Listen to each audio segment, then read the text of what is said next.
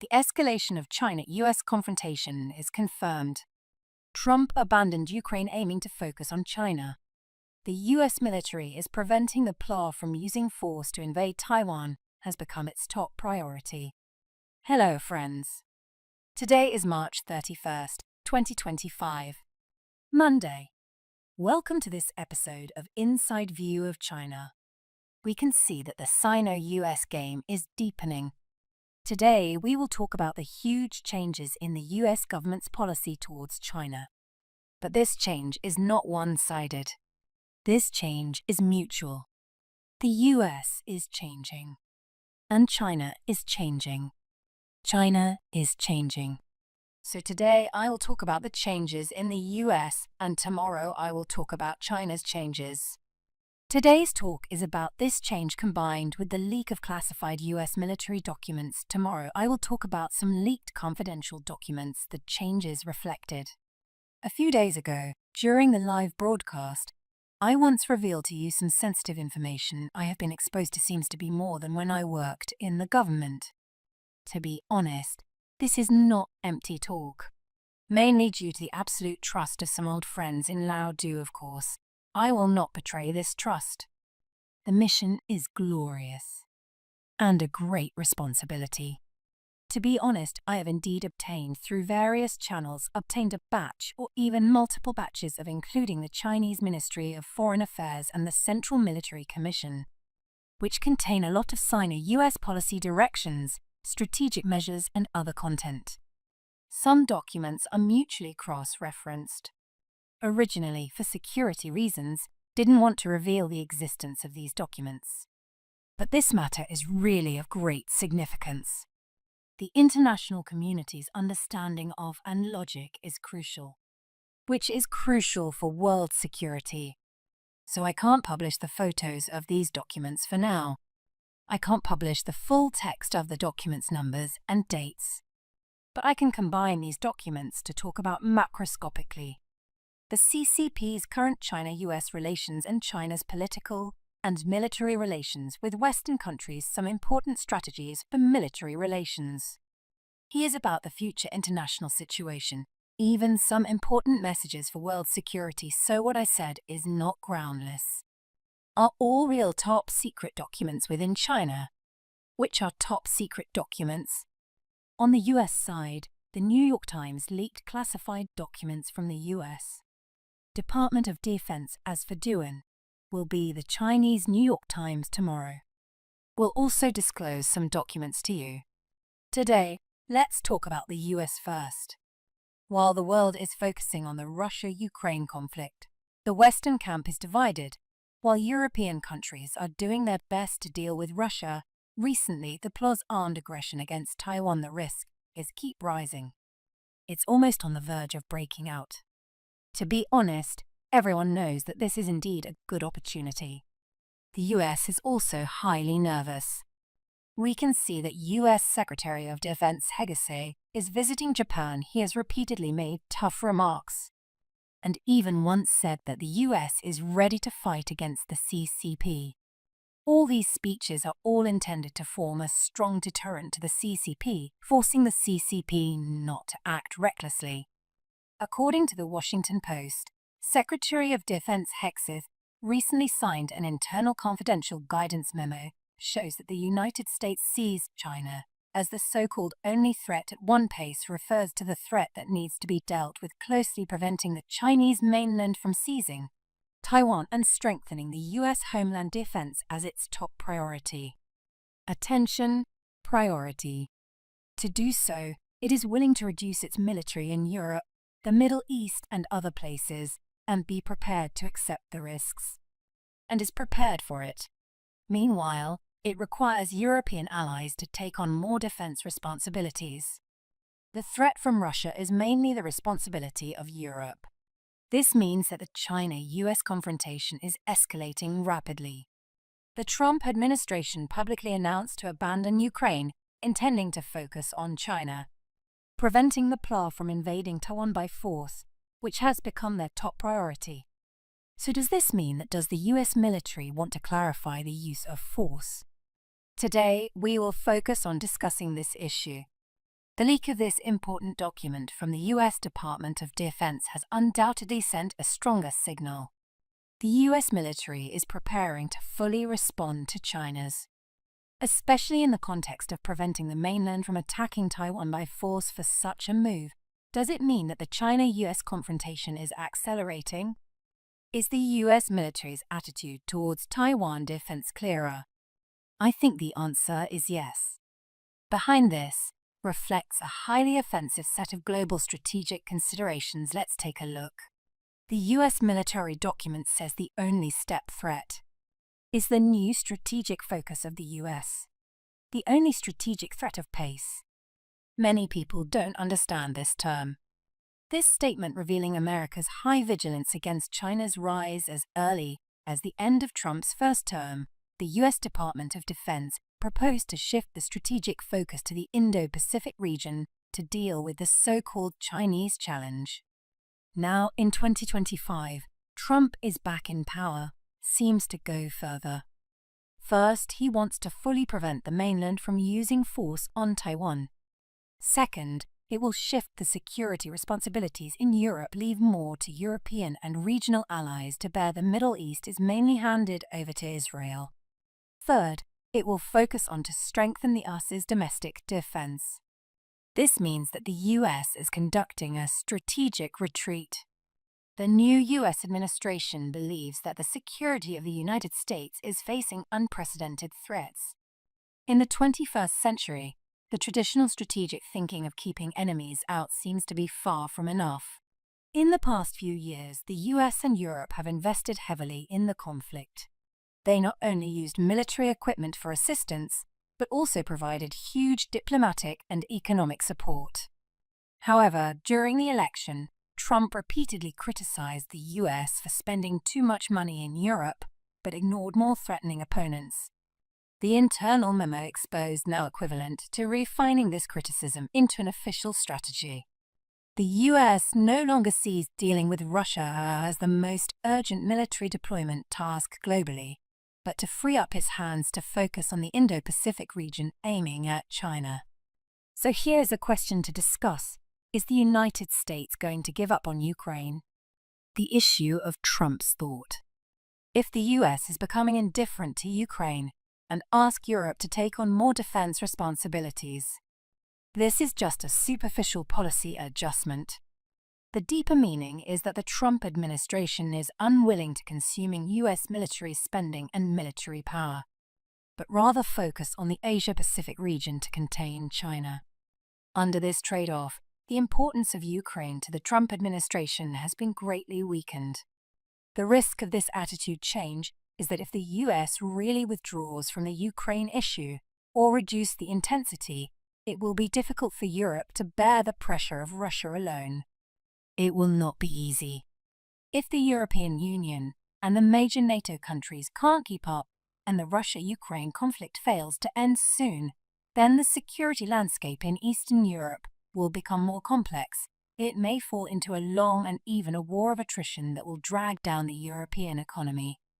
The problem now is that, judging from the information disclosed by the media, the Trump administration of the United States, including Vice President Mike Pence, is very hostile to Europe. Most European countries' attitude towards the current US government have a very negative, critical attitude. It can be said that the US-European relationship is at a low point and deadlock. Whether the Atlantic Partnership Alliance, whether it still exists, are all in doubt. These are all huge problems. This may lead to, once European allies are really tied up with energy and resources, coupled with the deterioration of US-European relations, then in the Indo-Pacific region may face the situation of fighting China alone. A fence needs 3 stakes. A hero needs 3 helpers. How confident is the United States that it can get the cooperation of its allies? Without the assistance of allies, what are its chances of winning? This is a realistic contradiction, and it will also be a dilemma in diplomacy. Then we will see that the US proposed that preventing armed aggression against Taiwan is as important as the defense of the US mainland, are both the top priorities. For the US, the Taiwan issue has always been a core part of Indo-Pacific security. Which is a core part. This document from the U.S. Department of Defense, the defense of Taiwan as equal to the defense of the U.S. mainland. This should be an unprecedented high-profile statement by the United States. The U.S. government knows that once a cross-strait war starts, and once Taiwan is controlled by the mainland, the U.S. Navy's forward deployment in the first island chain will be severely damaged.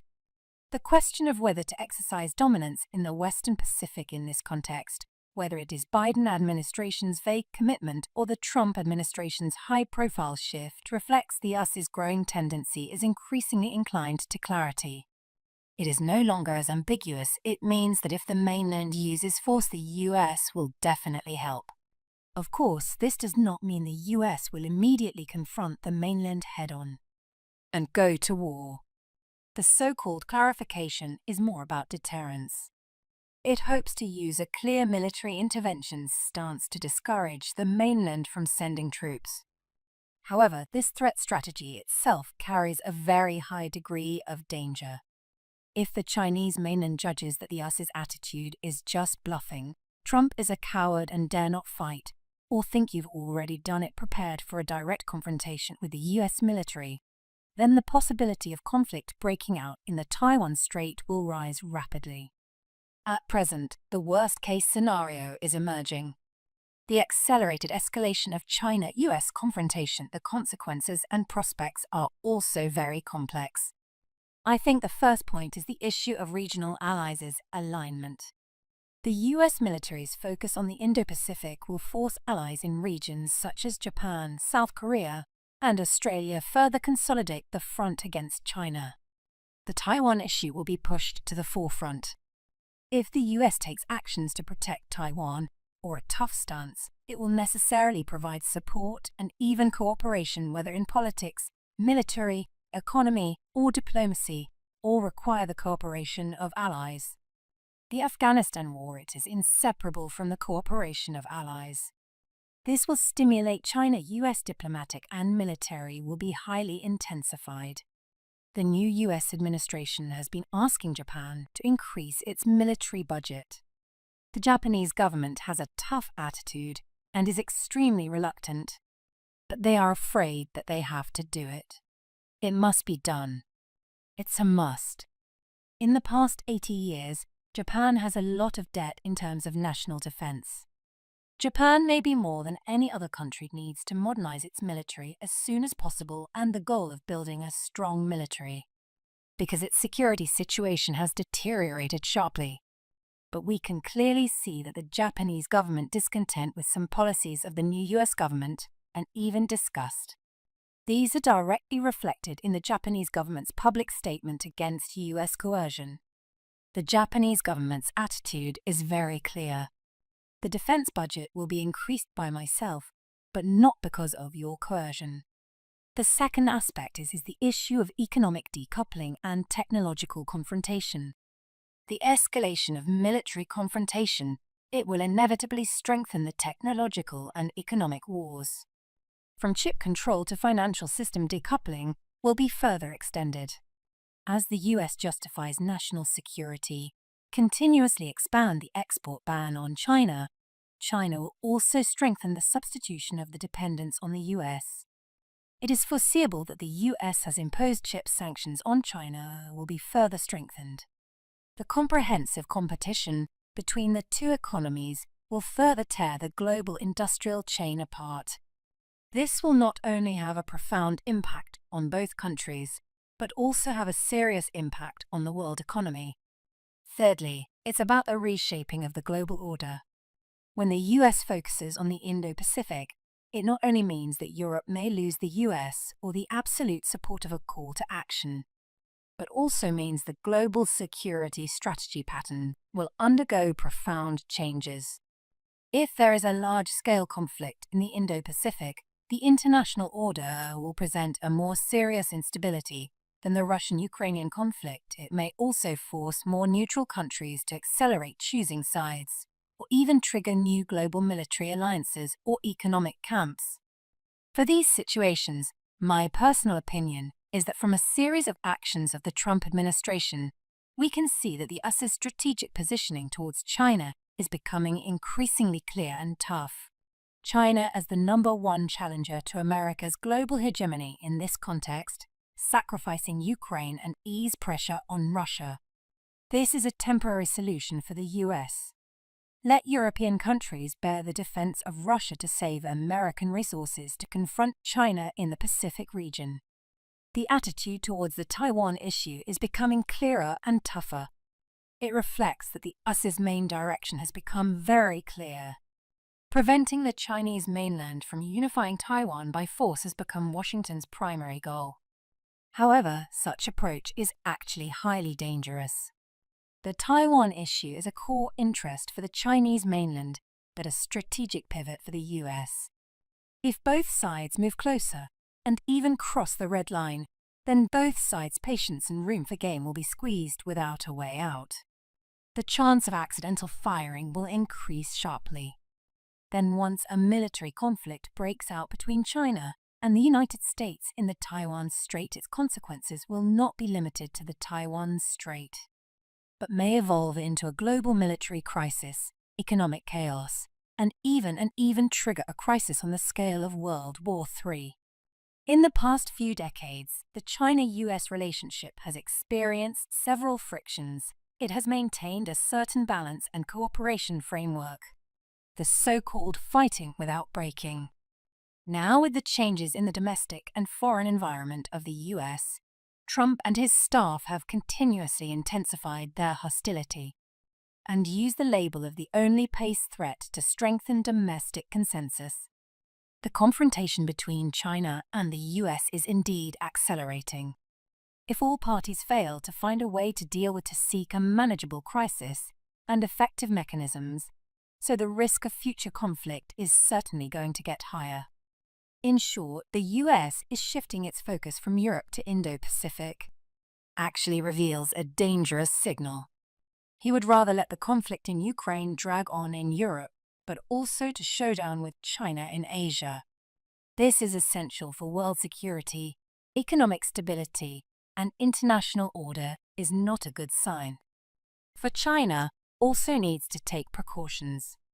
The Taiwan Strait issue is the core of China's sovereignty and unity, but also the most sensitive and dangerous area in the China-US game. A little careless, it may lead to unexpected conflicts and disasters.